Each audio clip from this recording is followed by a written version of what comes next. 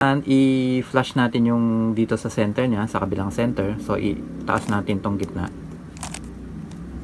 Baba natin. Ikot.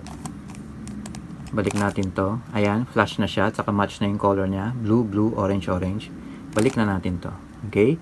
So, kailangan natin ng white at blue para dito. White at blue. Ito yun. So, baba natin to. Ikot natin. Taas natin. Taas natin to. Ito kailangan natin ibalik para hindi masira to. So, nandito siya, white at blue. Ayan, parehong blue. So, kailangan i-match natin yung color. So, taas natin yung gitna. Ikot natin, pababa. Ikot natin to. Taas na natin to. Ayan, match na yung color niya. Red, red, blue, blue. At saka, flash na siya. Pantay na po siya. Ito kailangan natin ibalik. Ayan.